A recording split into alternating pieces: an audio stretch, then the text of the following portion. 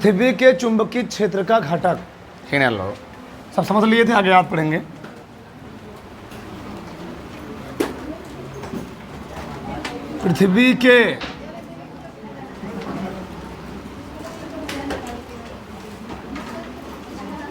पृथ्वी के चुंबकीय क्षेत्र का घटक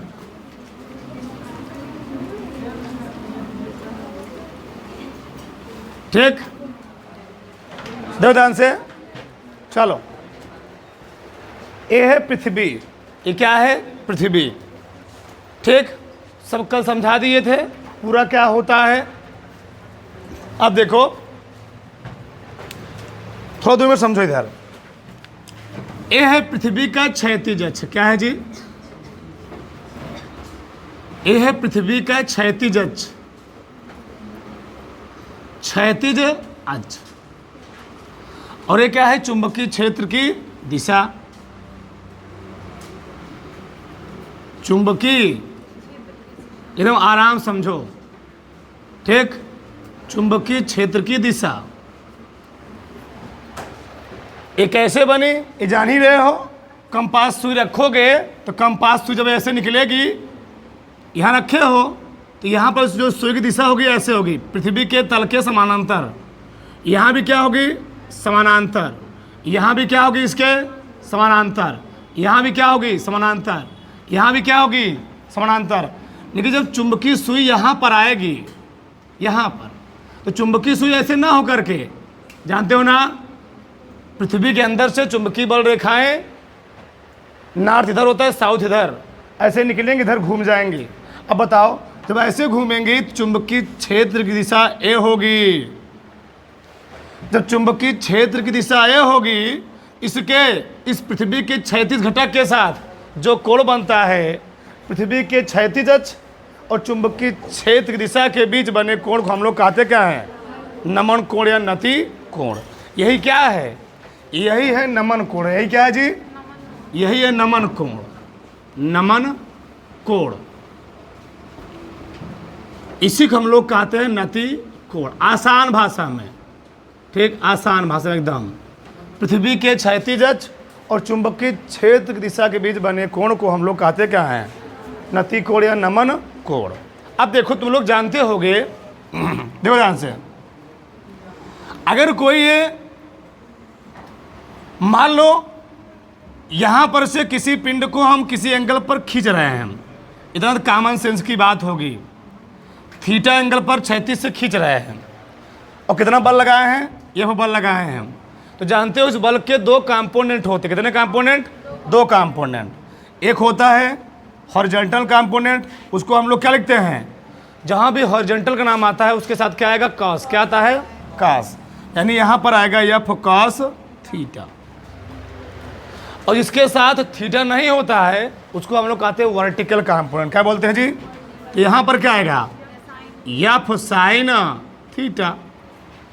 तो इसके साथ थीटा था, इसके साथ थीटा था, इसको हम लोग कहते क्या है, पृथ्वी का क्षैतिज घटक, क्या कहते हैं, पृथ्वी का क्षैतिज घटक। इसके साथ थीटा नहीं है, इसको हम लोग क्या बोलेंगे, पृथ्वी का ऊर्ध्वाधर घटक।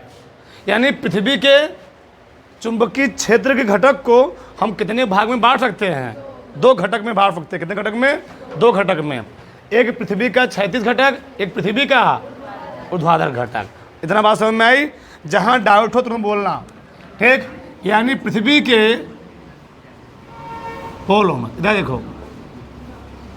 पृथ्वी के चुंबकीय क्षेत्र को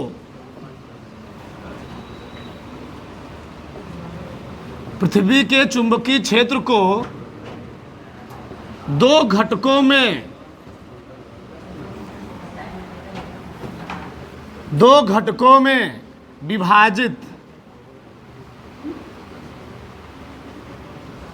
दो घटकों में विभाजित किया जा सकता है। पहला क्या है, पृथ्वी के चुंबकीय क्षेत्र का क्षैतिज घटक, पृथ्वी के चुंबकीय, जहां डाउट हो तुरंत पूछना, बैठे मत रहना। पृथ्वी के चुंबकीय क्षेत्र का कौन सा घटक, क्षैतिज घटक। क्षैतिज घटक। तो क्षैतिज घटक हम लोग दिखाएंगे किससे? बी एच से। किसे दिखाएंगे जी? और इस एच के साथ क्या आएगा? B cos theta. यानी यहां पर जो बी एच लिखा गया है ये क्या लिखा गया है? B cos theta. यहां पर जो बी बी लिखा गया है ये क्या है? B sine theta. बीबी के नाम सुनते हैं कुछ मतलब खुश हो गए। चल,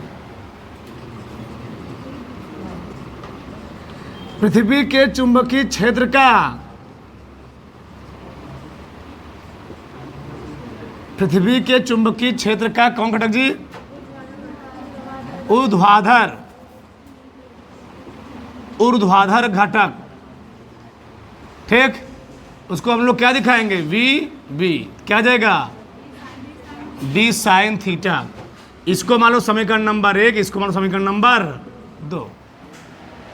ठीक है, समीकरण 1 और समीकरण 2 के दोनों पक्षों को वर्ग करके हम क्या कर रहे हैं? जोड़ने चल रहे हैं। ठीक ना? चलो देखो क्या मिलता था हमको, देखो ध्यान से। समीकरण 1 और समीकरण 2 और समीकरण 2 के दोनों पक्षों का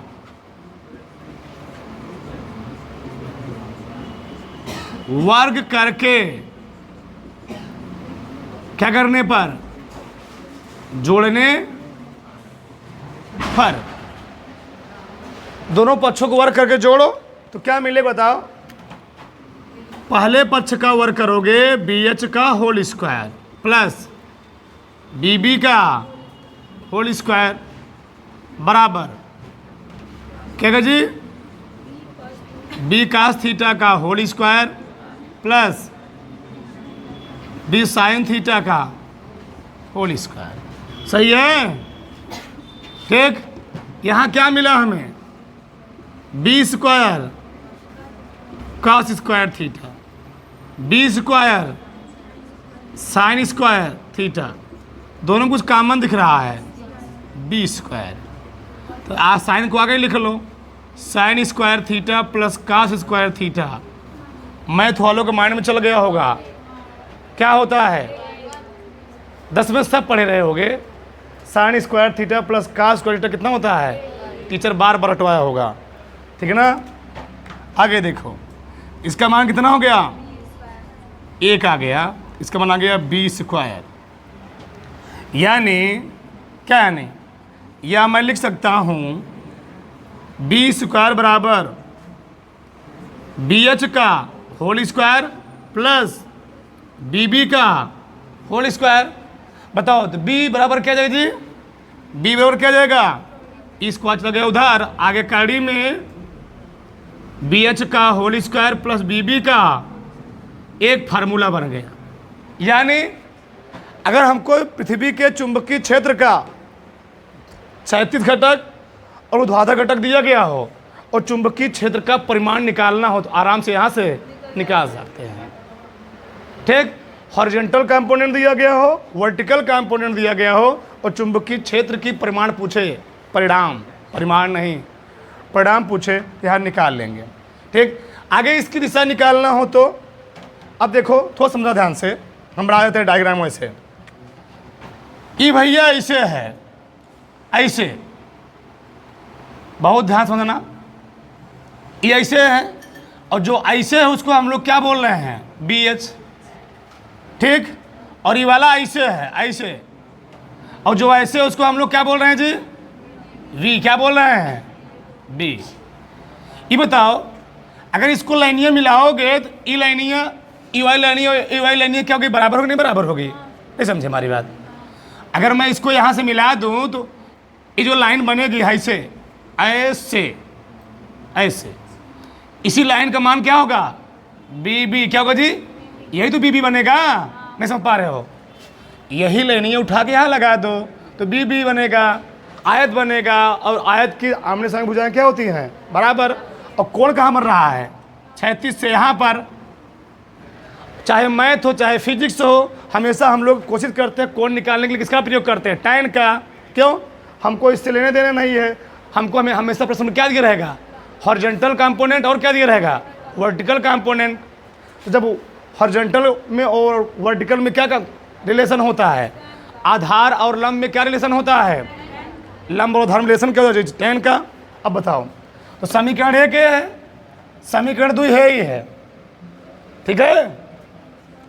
चाहे तुम वो लगाओ चाहे मत लगाओ, तुम डायरेक्ट निकाल सकते हो 2 तरीके से। tan थीटा और क्या होता है? लंब बटे आधार। एक उससे निकाल सकते हो, एक तरीका तो हो गया, ठीक? बेसिक कॉन्सेप्ट से। एक क्या करो तुम, समीकरण 2 में समीकरण 1 से भाग दे दो, तब भी निकाल आएगा। 2 तरीका है, रटना नहीं है। tan थीटा और लंब बटे आधार वैसे भी निकालो तब भी आ जाएगा, चाहे समीकरण 2 में समीकरण 1 से भाग दे तब भी कोण का मान निकाल आएगा। तो हम बगल में निकाल दे रहे हैं, देखो ध्यान से। तो समीकरण 2 में नहीं, 2 में जी हाँ, समीकरण 2 में समीकरण 1 से क्या करने पर भाग देने, बोलना कोई दिक्कत हो, ठीक? तो समीकरण भैया 2 है b साइन थीटा बटे एक क्या है? b कॉस थीटा बराबर क्या? 2 है b v, पहला क्या है? b एच, b से b कट गया, साइन अपान कास क्या होता है? tan थीटा बराबर v b upon b h. तो थीटा और क्या आ जाएगा? tan inverse b b upon b h, ये आ गया फार्मूला। उतारो सब।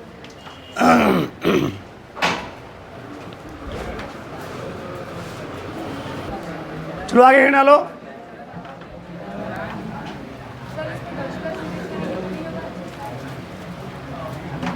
अगला हिन लिखो, कूलाम के व्युत्क्रम वर्ग का नियम।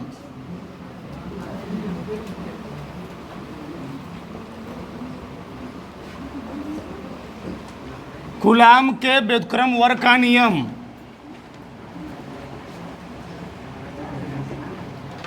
कूलाम के व्युत्क्रम वर्ग का नियम।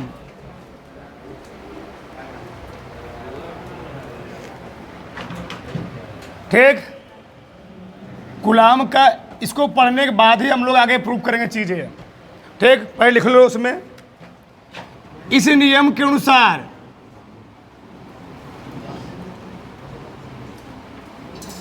इस नियम के अनुसार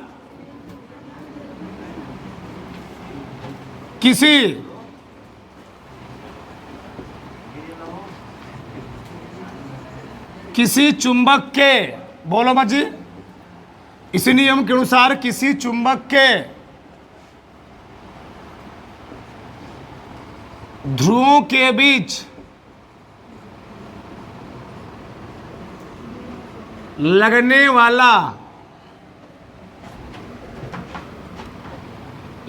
वाला आकर्षण व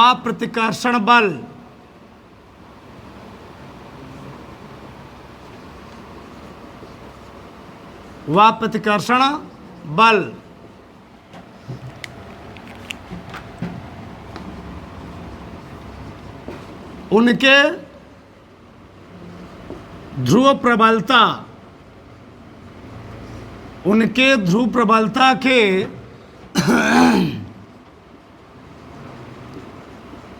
उनके ध्रुव प्रबलता के अनुक्रमानुपाती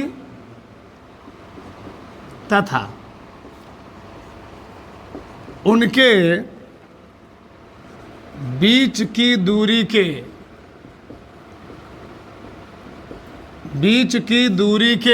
वर्ग के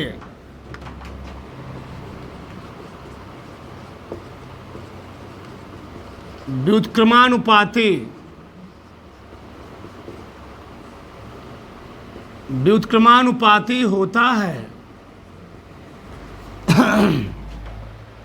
ठीक, तो इस नियम के अनुसार किसी चुंबक के ध्रुवों के बीच लगने वाला आकर्षण और प्रतिकर्षण बल, उनके ध्रुव प्रबलता क्या होता है? अनुक्रमानुपाती। उनके बीच की दूरी के वर्ग क्या होता है जी? व्युत्क्रमानुपाती होता है। सेम टू सेम कूलाम का नियम है, सेम टू सेम।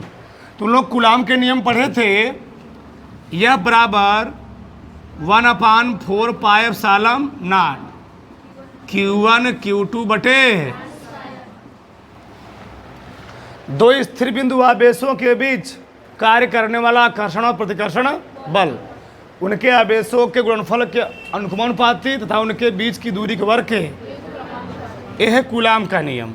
लेकिन हम लोग पढ़ रहे हैं कूलाम के व्युत्क्रम वर्ग का नियम। आगे इसका एप्लीकेशन है, पूरा पढ़ोगे इसी में, तो लिखना मत, अभी समय पा लें। देखो यार, माना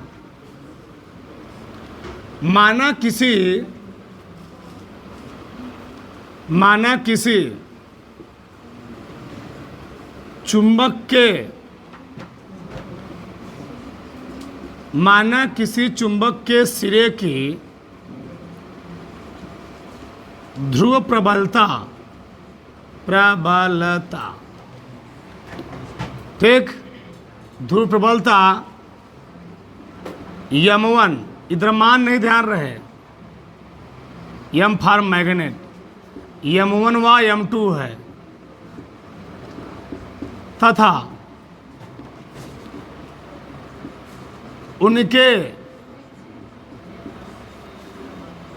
उनके बीच की दूरी स्मॉल d है, तो ये मैग्नेट है। ये क्या है जी? मैग्नेट। चलो मैं छड़ा चुंबक बात कर ले रहा हूं, ठीक। यहां पर जो प्रबलता उसको हमने क्या मान लिया? M1। यहां पर जो क्या मान लिया? M2। इनके बीच का डिस्टेंस कितना है? D है। बोलो फांत रहो, ठीक। मुड़वा पर रख लो, सही लगे हवा। गधा कनी कहाँ। कूलाम के व्युत्क्रम वर्ग के नियमानुसार क्या बोले? किसी चुंबक के बीच लगने वाला कर्षण और प्रतिकर्षण बल, उनके ध्रुव प्रबलता क्या होता है? अनुक्रमानुपाती, यानी यह प्रोपोर्शनल क्या हो जाएगा? M1 गुणे M2, चाहे बड़को लगे चाहे छोटको, कोई दिक्कत नहीं है, ठीक ना। चलो ठीक, समीकरण क्या होगा जी? एक मान लो, उनके बीच की दूरी के वर्ग क्या होता है? समीकरण 1 और 2 से क्या मिलेगा?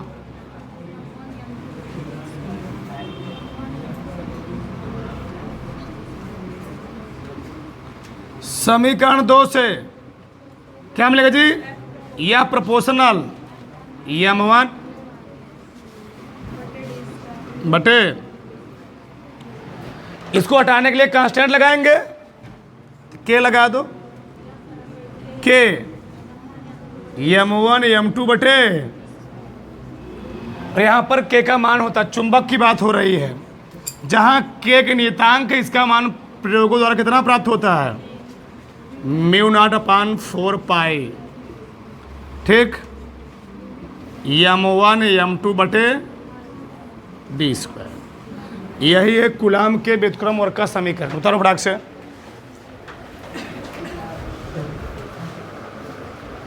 चलो आगे डालो फटाक से। चुंबकीय क्षेत्र की तीव्रता, चुंबकीय क्षेत्र की तीव्रता है, डालो फटाक से, लिखो समय। चुंबकीय क्षेत्र में स्थित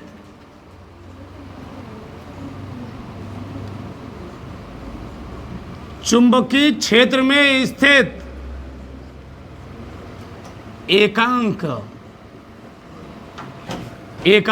ध्रुव परीक्षण,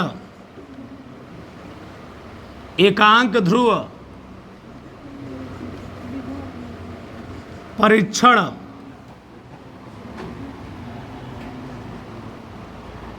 एकांक ध्रुव परीक्षण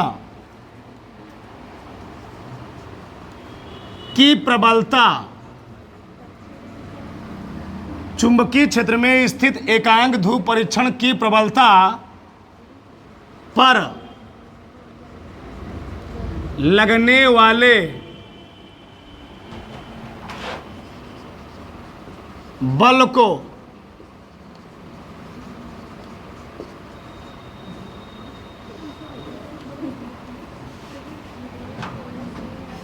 चुंबकीय क्षेत्र की तीव्रता कहते हैं। वहां पर क्या था जी, विद्युत क्षेत्र की तीव्रता ना, पढ़े हो ना? तो विद्युत क्षेत्र तीव्रता हम लोग क्या पढ़े बताओ, क्या पढ़े, क्या दिखाए थे तुम लोग, किसे दिखाए थे? E बराबर एफ अपान क्यू नॉट। ये विद्युत क्षेत्र तीव्रता नहीं, हम लोग पढ़ के रहे यहाँ पर जो विद्युत क्षेत्र तीव्रता पढ़े थे, एकांक परीक्षण आवेश पर लगने वाले बल को हम लोग कहते क्या थे, विद्युत क्षेत्र की। लेकिन यहाँ पर क्या है, चुंबकीय क्षेत्र की। तो चुंबकीय क्षेत्र में स्थित एकांक ध्रुव परीक्षण की प्रबलता पर लगने वाले बल को हम लोग क्या कहेंगे, चुंबकीय क्षेत्र की तीव्रता। इसे V से इसको नहीं लिखना है, ये अलग पार्ट है, ध्यान रहे। इसे B से प्रदर्शित करते हैं, इसे B से प्रदर्शित करते हैं, ठीक। माना चुंबकीय क्षेत्र में, लिखते रहो हमारे साथ, फटाक से लेट हो रहा है। माना चुंबकीय क्षेत्र में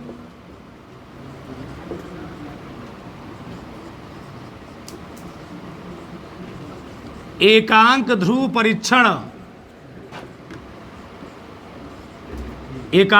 परीक्षण यम पर यफ बल कार्य करता है, तो यफ बल कार्य, मात्रक वही रहेंगे, बीमा वही रहेंगे, बस थोड़ा सा परिभाषा अंतर है। यह बल कार्य करता है तो चुंबकीय क्षेत्र की तीव्रता,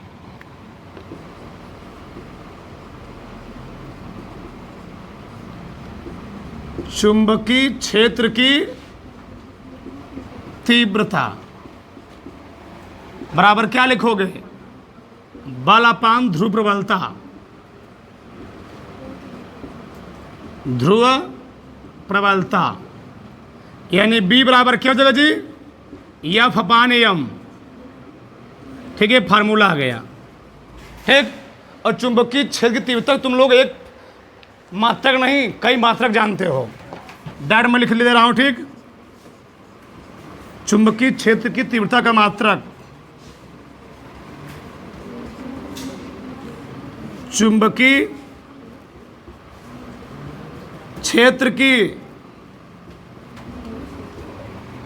क्षेत्र की तीव्रता का मात्रक क्या होता है बोलो, वेबर मीटर स्क्वायर या टेस्ला या गॉस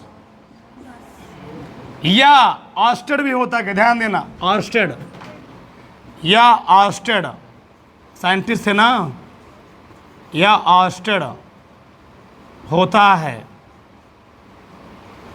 ठीक। सब लिखवाया गया, पीछे प्रूफ करवाया गया पूरा, उधर फटाक से, ठीक।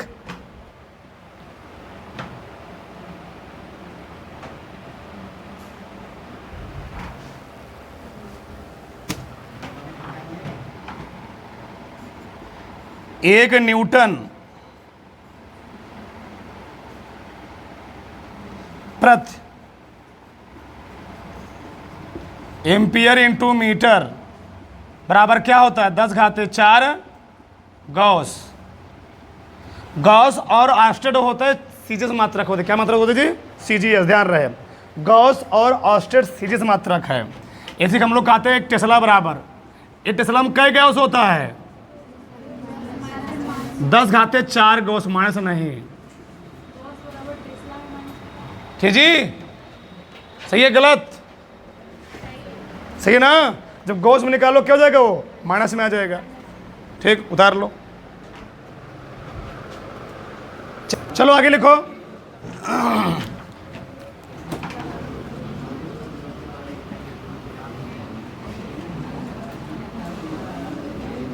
एकांक ध्रुव के कारण, एकांक ध्रुव के कारण ध्रुव प्रबलता, जिसे हम लोग पढ़े थे एकांक परीक्षण आवेश कण चुंबकीय क्षेत्र की तीव्रता क्या आई थी 1/4πε0 Q/r² आया था ना। उसके बाद यहां पढ़ेंगे एकांक ध्रुव के कारण ध्रुव प्रबलता। ठीक,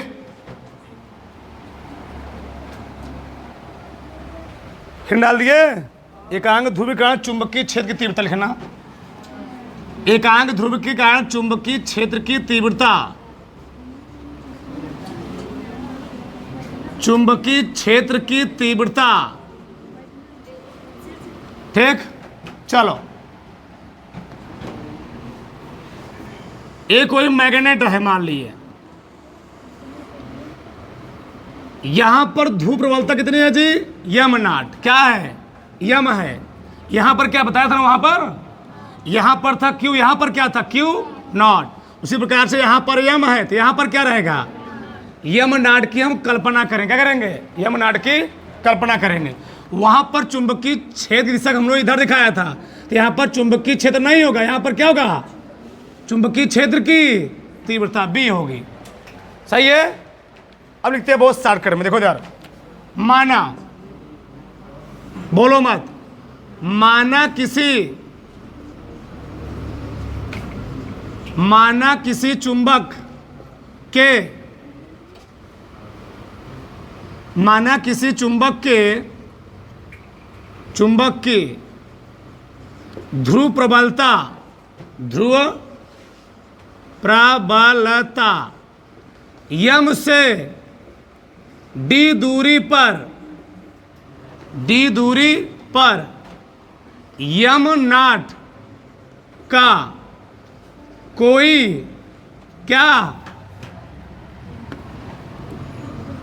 ध्रुव, m0 का कोई एकांक ध्रुव क्या है स्थित है, स्थित है। इसे हम लोग वहां पढ़ते थे, यहां पर Q था, यहां पर क्या था Q0। ठीक, तो मैंने क्या किया, माना किसी चुंबक की ध्रुव प्रबलता m से d दूरी पर m0 का कोई एकांक ध्रुव क्या जी स्थित है। तो यहां लगाएंगे हम लोग, क्या लगाएंगे बताओ। अभी हम लोगों ने क्या निकाला चुंबकीय क्षेत्र की तीव्रता, तो चुंबकीय क्षेत्र की तीव्रता इधर देखो, तो कूलाम के व्युत्क्रम वर्ग के नियमानुसार, कूलाम के व्युत्क्रम वर्ग के नियमानुसार, बताओ कूलाम के व्युत्क्रम वर्ग के नियमानुसार हम लोगों ने क्या निकाला अभी, यह बराबर क्या निकाला जी μ/4π m1 इंटू m ना बटे d²। चलो इधर देखो f बराबर क्या हो जाएगा μ/4π, m1 का मान कितना है m2 का बटे d। समीकरण क्या मान लो एक, पर तुम लोग जानते हो क्या चुंबकीय क्षेत्र की तीव्रता भी लिखवाई गई, सेम वही है। चुंबकीय क्षेत्र की तीव्रता क्या लिखवाएगा बोलो फटाक से, F बराबर क्या B बराबर F/, क्या m0। तो रख दो इसमें, बोलो मत जी F का मान रखो इसमें। जब F का मान रखोगे तो क्या आएगा सेम वही हो रहा प्रूफ। अब मिलाओगे μ0/4π m0 बटे d² अब पूरे बटे m0 से m0 कट गया तो ये आ गया एकांक ध्रुव कारण चुंबकीय क्षेत्र की तीव्रता का फार्मूला। B बराबर μ/4π m बटे d²। इसका मान फिक्स होता है, कई बार पढ़ चुके। B और क्या होता है 1 × 10⁻⁷ उतार लो फटाक से m/d²। ठीक, प्रूफ हो गया। ठीक ना जी, अरे भैया वहां तुम क्या पढ़ते थे? क्या बताओ, क्या पढ़ते थे? आओ, यह बराबर पढ़ते थे ना? लिख रहा हूं मैं, क्या पढ़ते थे? 1/4 पाई एप्सिलॉन नॉट, रुके रहो अभी, Q1 बटे R स्क्वायर। जब निकालते तुम क्या निकालते थे? चुंबकीय क्षेत्र की तीव्रता क्या निकालते थे? E निकालते ना। F अपान क्या निकालते थे? Q0। F का मान दिया गया है 1/, इसको नहीं लिखना है, बस समझो। Q0 बटे क्या होता था? R स्क्वायर बटे क्या लिखते थे? Q, कट गया ना। तो एकांक बिंदु आवेश का चुंबकीय क्षेत्र तीव्रता फार्मूला क्या निकला था वहां पर? 1/4 पाई एप्सिलॉन नॉट Q बटे, यही तो आया था। ये क्या है? एकांक बिंदु आवेश का चुंबकीय क्षेत्र, क्या है? विद्युत क्षेत्र तीव्रता। और ये क्या है? एकांक बिंदु आवेश का चुंबकीय क्षेत्र की तीव्रता। हो गया, उतार लो। ये आवेश ना एकांक ध्रुव कारण चुंबकीय क्षेत्र तीव्रता, ध्यान रखना चाहिए।